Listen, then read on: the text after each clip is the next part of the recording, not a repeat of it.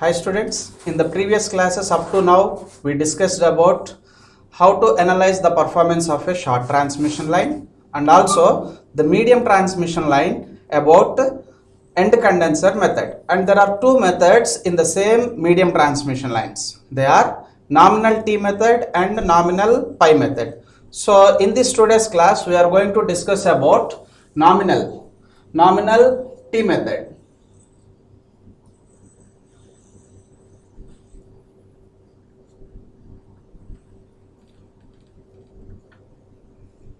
Nominal T method, which is applicable for medium transmission lines.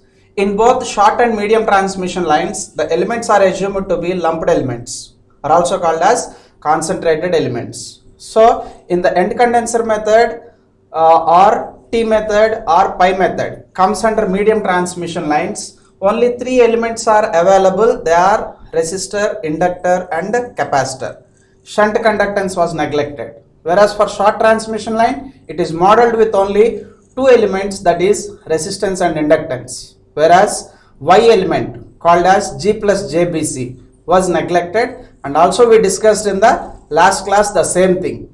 And coming to here, when compared with end condenser method, the location of the capacitance decides the method and analysis structure. In end condenser method, entire condenser value called as capacitor was placed at the end of the transmission line called as receiving end side. Whereas in the nominal T method, the name itself says that its topology is in the form of a T structure.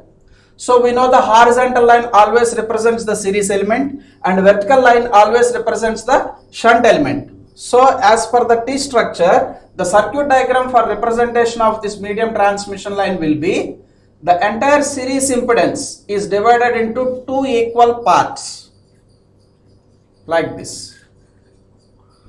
Two equal parts, and the entire capacitance was located at the midpoint of the transmission line like this. So these port terminals are called as sending end port terminals with four quantities available. They are Vs with an injected current of Is, which is having a power factor of cos phi s. With all these three values, we can get the power which was injected at the sending end side called as Ps. Okay, and these terminals are the receiving end terminals having a voltage of Vr, delivering a current of Ir for a defined amount of the power PR, and the nature of the load is decided so that cos phi r is a known value. Total 4 quantities on the sending end side and 4 quantities on the receiving end side gives us 8 quantities. Out of these 8 quantities in the representation way, in the midpoint called as this point, the entire capacitance was located, and the magnitude of the entire impedance called as Z, which is equal to R plus J omega L, was divided into now two parts. So equal parts, so that I can call this Z by 2 as R by 2 plus J XL by 2, whose unit is ohms. So these two equal parts called as Z by 2 will be shared or will be represented on either sides of this capacitance, so that in the diagram we can represent this portion as half of the total impedance called as Z by 2, where this is called as R and this is called as plus J XL by 2. This is also half the value, that is why it is R by 2. In the same lines on the receiving end side also, this impedance is called as Z by 2 with representation of the elements as R by 2 plus J XL by 2 like this, and the entire admittance called as Y, which is equal to G plus JBC, time being the G value called conductance as 0, plus J BC. What is BC? Susceptive capacitance which is the reciprocal of which is the reciprocal of capacitive reactance. That is y is equal to 0 plus j bc. What is bc? 1 by xc. 1 by xc can be called as omega c. So I mean to say that y value it is equal to j omega c, whose unit is mho, reciprocal of ohm. Okay, that entire admittance due to this capacitance is assumed to be located at the midpoint of the transmission line, that is exactly at the center point of that sending end side and receiving end side. Therefore I call this as admittance y. Okay, and next, since it is a different node which is not equal to the receiving end node like this, or which is not equal to the sending end node like this, it is a separate node. Let me call that node as 1. With respect to the reference called as, this is reference called as ground. With reference to that reference ground, the voltage available across this admittance is called as voltage V1. Because of impressing a voltage of V1 against this Y, it draws a current called leading current, and that current is called as capacitive current IC. Okay, this is about the representation of the nominal T method. Once again I repeat, the entire impedance is divided into two parts as Z by 2, and the entire capacitance is located at the center of this sending end and receiving end point, and the quantities that are available are 4 quantities on the sending end side: Vs, Is, cos phi s, Ps, and 4 quantities on the receiving end side. Suffix R stands for receiving: Vr, Ir, cos phi r, and Pr. And next 2 more quantities are added in this nominal T. Those 2 quantities are voltage available at this center point called as node 1, called as V1 voltage. Because of this applied voltage V1 against to this admittance Y, the current passing in that is called as IC, whose nature is leading current when compared with this V1. Okay, that is with reference to this V1. These are the entire quantities. Now what is our next step? Our next step is to analyze this network whenever it is operated for medium transmission line. As all of us know that always the analysis should be started at receiving end side with VR as taking as reference. Therefore, I mean to say that here the voltage VR phasor is taken as reference, which will have a magnitude of VR at an angle 0 degrees. And the quantity power to be transmitted or power to be delivered will be known prior. So it is a known quantity. And the nature of the load, cos phi r, whether it is a lagging load or leading load, will be known to us. So that this cos phi r is also a known quantity. Out of these 8 quantities, 3 quantities are known quantities. What are they? VR, PR, cos phi r. Means entire load is a known quantity load, which will be taken as a input information. From this input information, the first step is to calculate the current on the receiving end side called IR. Receiving end current IR. So the formula for the receiving end current IR is equal to the power that is available on the receiving end side PR by root 3 VRL cos phi r. This is for 3-phase system. As the loads are of 3-phase loads, the 3-phase power P is equal to root 3 VL IL cos phi.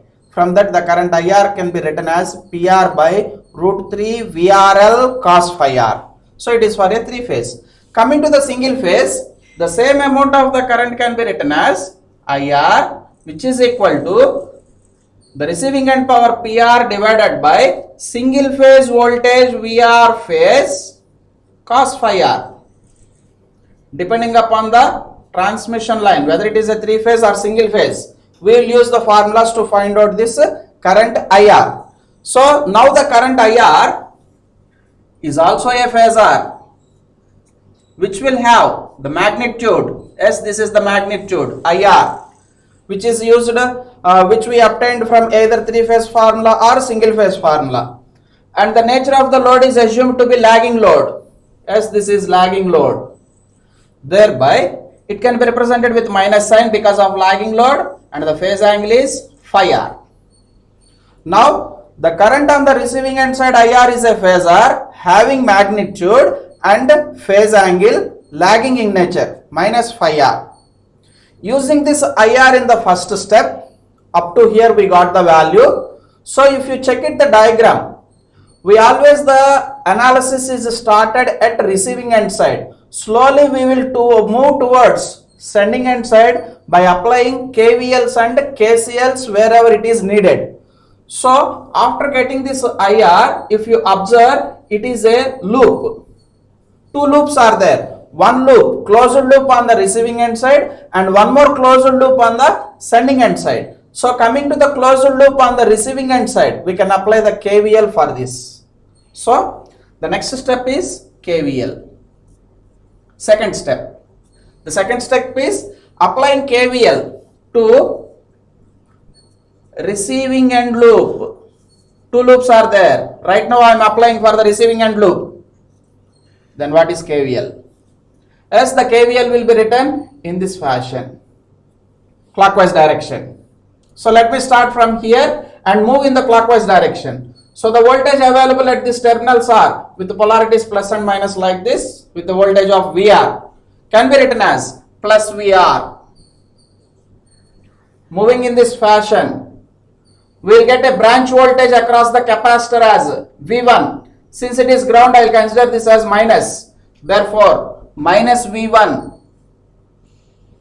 and the current is moving in the same direction as that of my loop direction. Then the voltage drop is considered to be as positive drop. What is the amount of that positive drop? IR into Z by 2. So plus IR into Z by 2.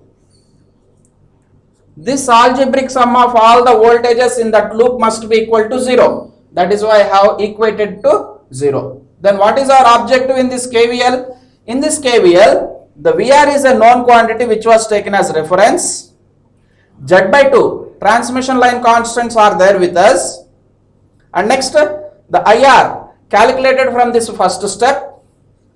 Knowing all these values, we can estimate this V1. What is V1 from this formula? V1 is equal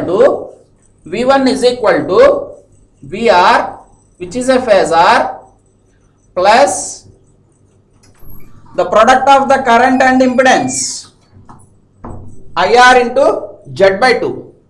Let me rewrite this in the form of phasor notation. Then I will write the same V1 as V1 which is equal to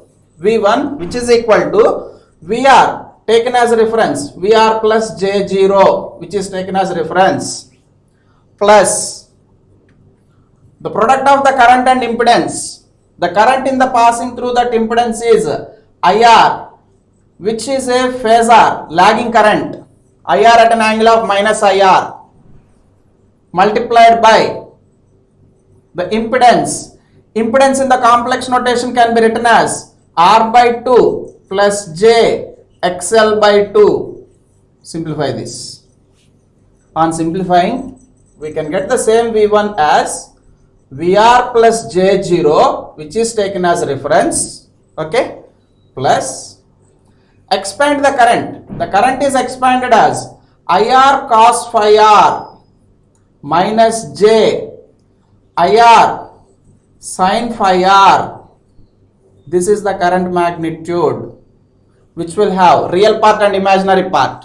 Being the lagging current, it was shown with minus sign, multiplied with complex impedance called as R by 2 plus J XL by 2.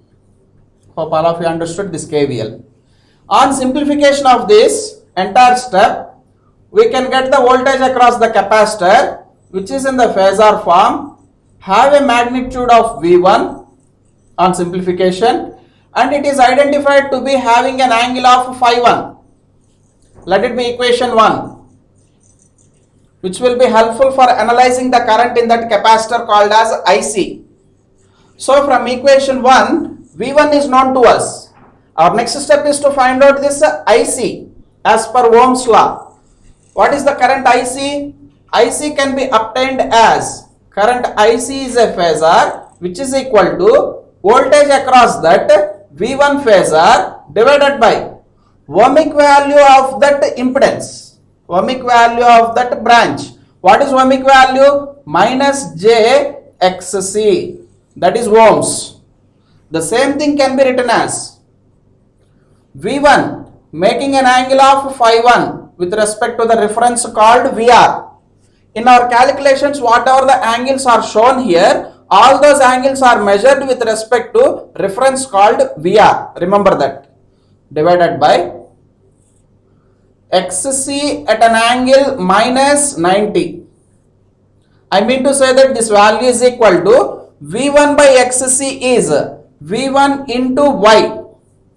1 by XC is BC. BC can be written as admittance Y, which makes an angle of 90 plus phi 1.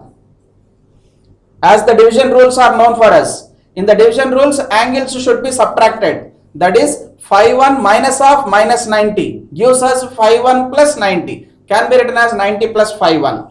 So finally the capacitor current IC is equal to magnitude is V1Y, this is the magnitude, and the angle is 90 plus phi 1. Let it be equation 2.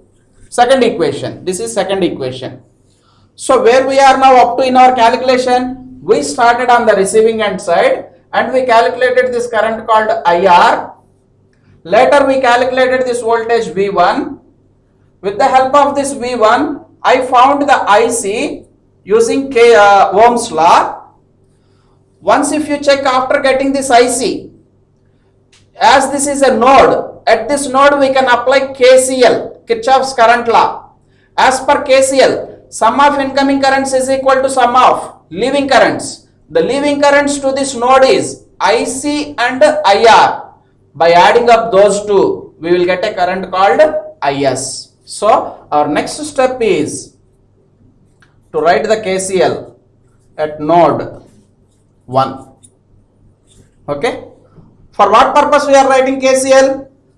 To get the magnitude of the current IS. So as per this KCL, the incoming current to the node is called as IS, which is a phasor, should be equal to phasor sum of the capacitor current IC and load current IR. So that I can write that as IR plus IC.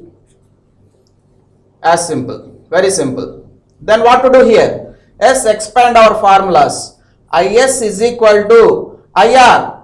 IR value is, if you check it here, yes, this is lagging current, can be written as IR cos phi R minus J IR sin phi R.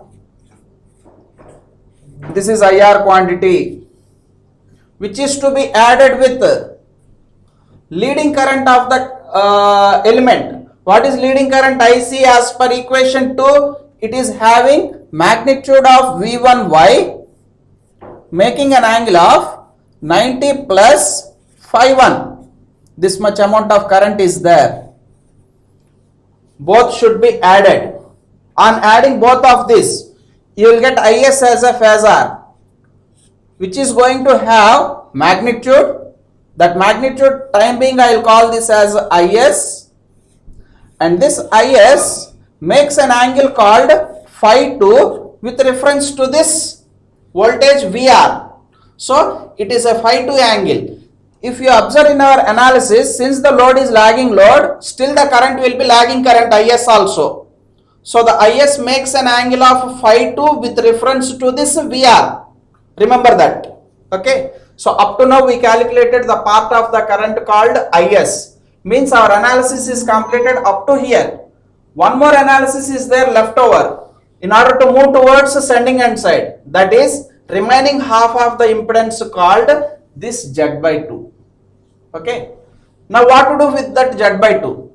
Our remaining quantities left over are Vs, because Is is a known quantity. Just now we calculated as per our equation 3. This is the third equation. Is is obtained. The next is to get Vs. How to get this Vs? Yes, you can observe a loop on the sending end side. Previously we observed the loop on receiving end side. Now I am going to observe the loop on sending end side. So again apply KVL to that sending end loop. So our next step is to apply the KVL on sending end side.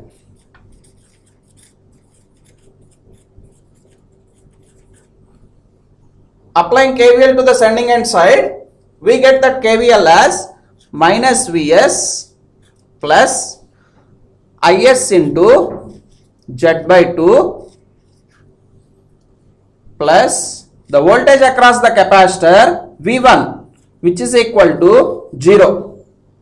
Objective is to get the voltage Vs. Rewriting this and arranging them, I will get that magnitude of that Vs as Vs is equal to the voltage across the capacitor V1 plus the current Is multiplied by R by 2 plus J XL by 2. Yes, we have to implement that part. Vs is equal to V1 plus Is into R by 2 plus J XL by 2. If you observe carefully, all these are phasors. So that final answer what we get Vs is also a phasor. Vs is equal to whose magnitude is assumed to be Vs making an angle of phi 3. Okay, and it is a leading angle.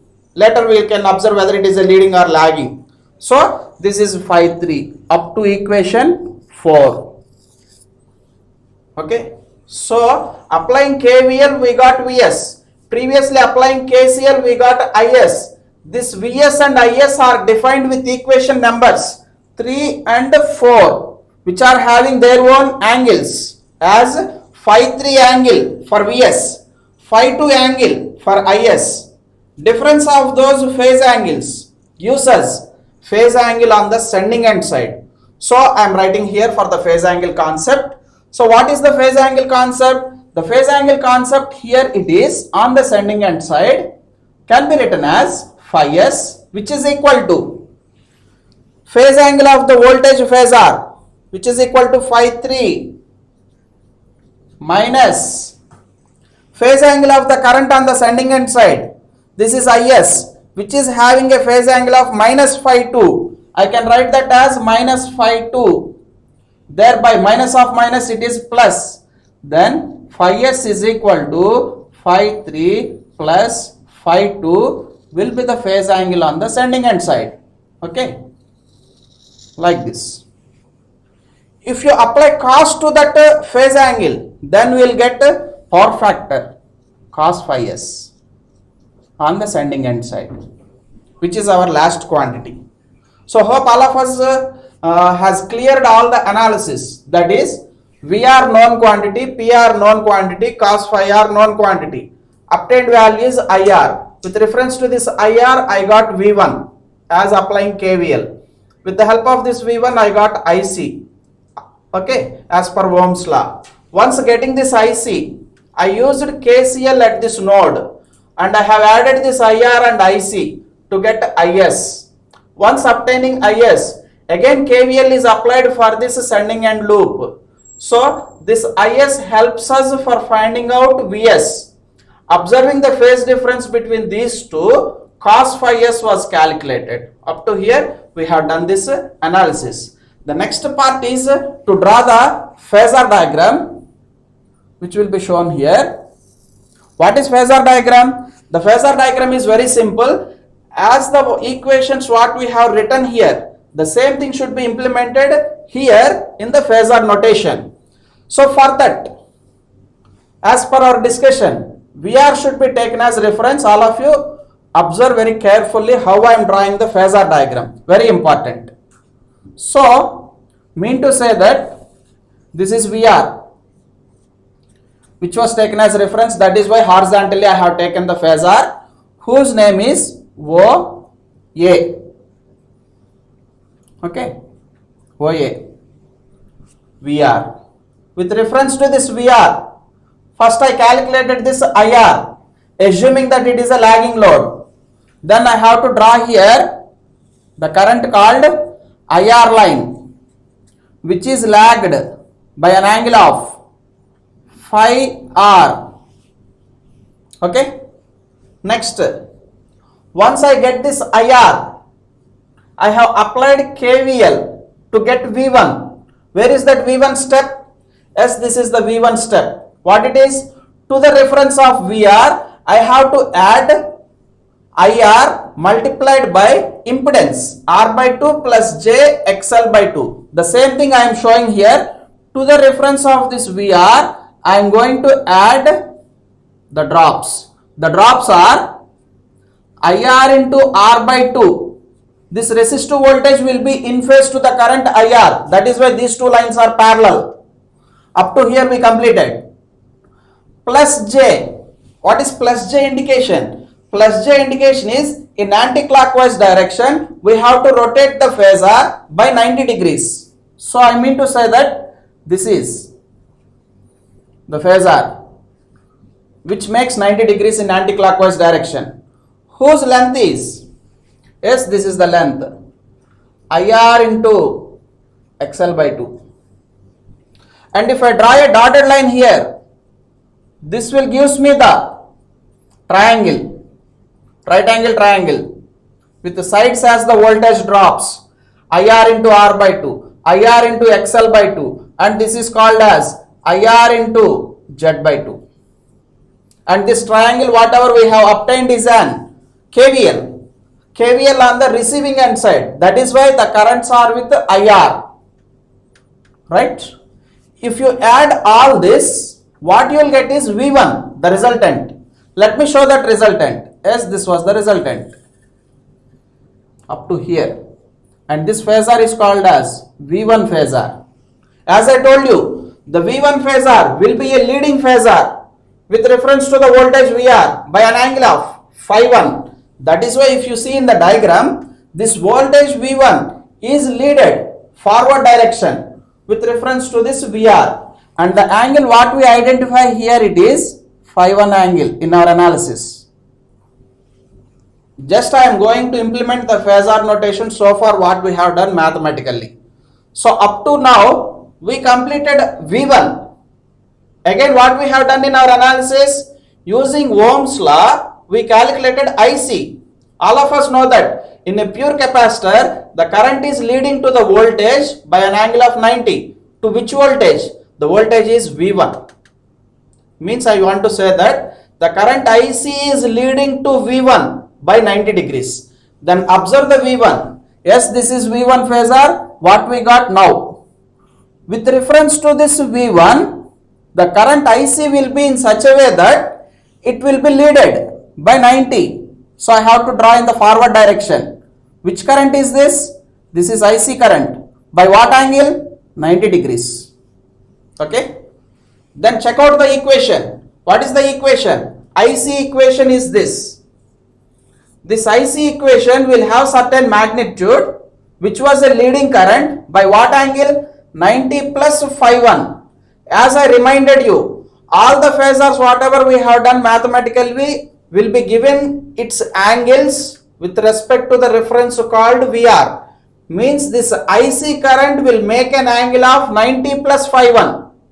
Yes, if you observe that this is VR, this is IC, this is 90 angle, this is phi 1. 90 plus phi 1 will be the angle between VR and IC.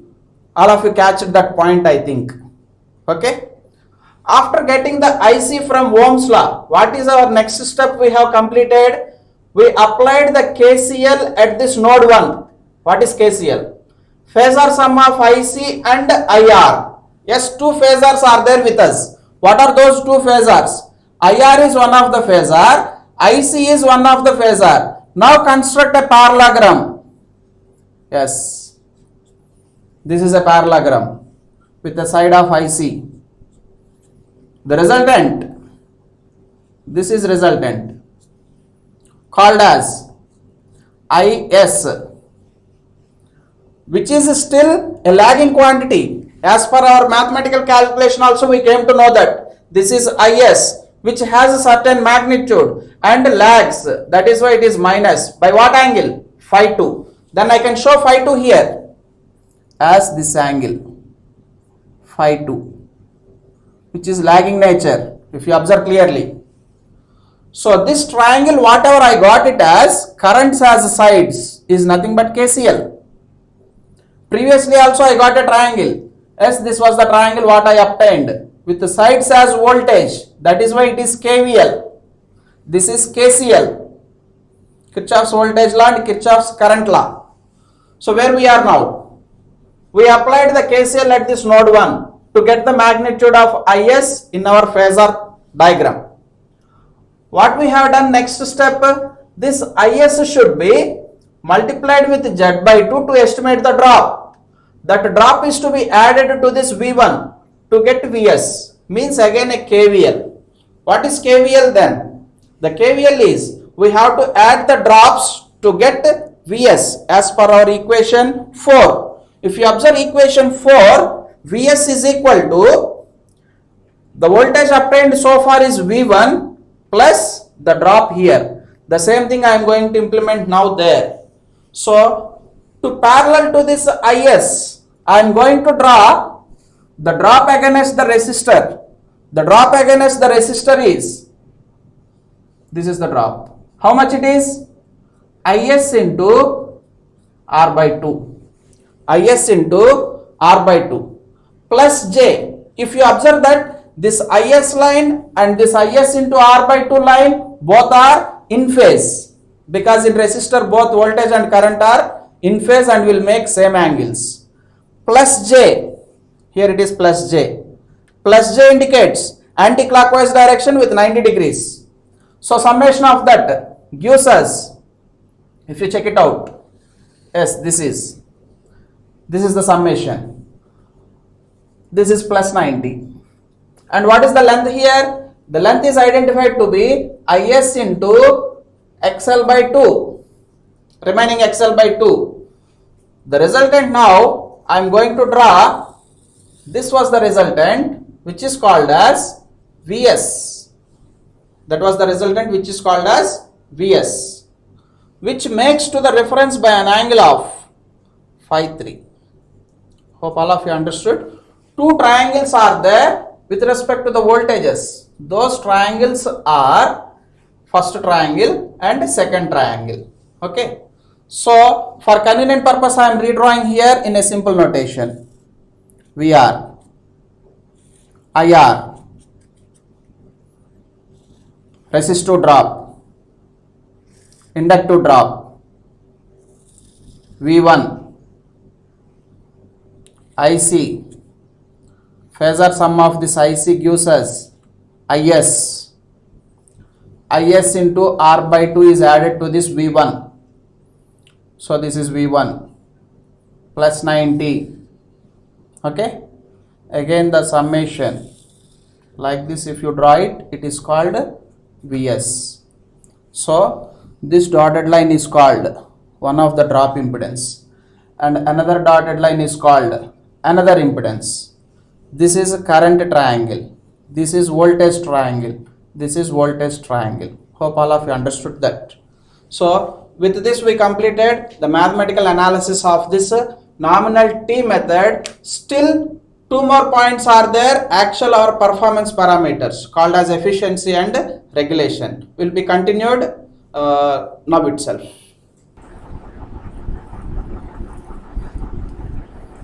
Coming to the efficiency and regulation of this nominal T method,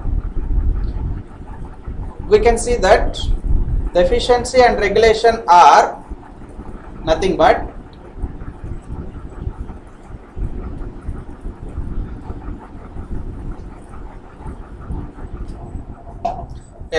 coming to the efficiency and regulation calculation, the efficiency and regulation can be calculated as for nominal T method. If you check the diagram, yes, this is the diagram in a simple short way, as Y, Z by 2, this is also Z by 2 with quantities as Vs, Is cos phi s and power as Ps. And here the quantities are Vr, Ir, cos phi r and power Pr. Okay, and this is R by 2, XL by 2. This is also R by 2, XL by 2. Coming to the efficiency definition, the first parameter called efficiency. What is efficiency? The ratio of output power to the input power is called as efficiency. So here output is nothing but receiving end, input is nothing but sending end. Then the efficiency is defined as receiving end power divided by sending end power. If we know these two quantities, it is very good, and itself here it is sufficient to calculate efficiency as a formula, that is Vr Ir cos phi r divided by Vs Is cos phi s. It's a direct notation. But instead of, if you don't know the values of this power values directly, we can estimate the efficiency in an alternative way to get the losses, so that the same efficiency now can be gotten as PR by PR plus loss. Then what is loss here?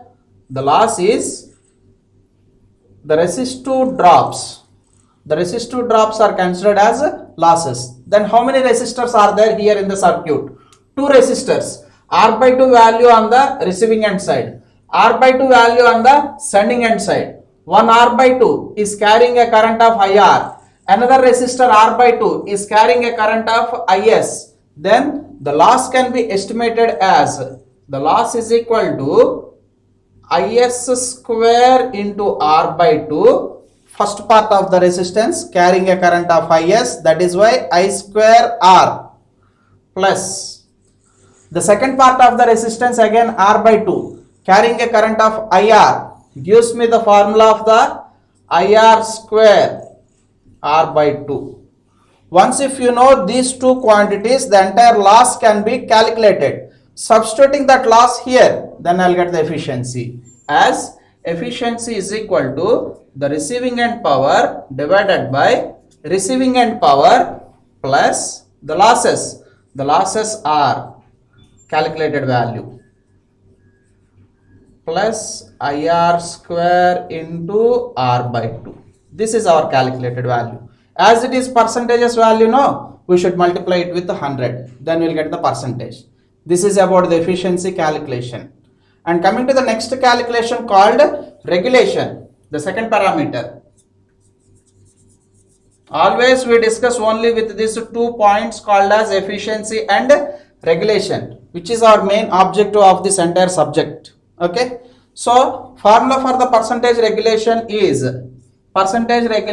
equal to the no load voltage VR naught minus VR by VR into 100.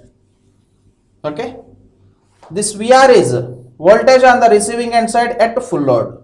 This VR is also voltage at receiving end side on full load. VR naught voltage on the same receiving end side at no load as per our definition of the regulation. Now let us calculate how to calculate this VR naught. Two case studies are arranged here, no load operation and loaded operation. So if I check the no load operation, it is very clear for us at no load. Let me draw the circuit diagram for no load case.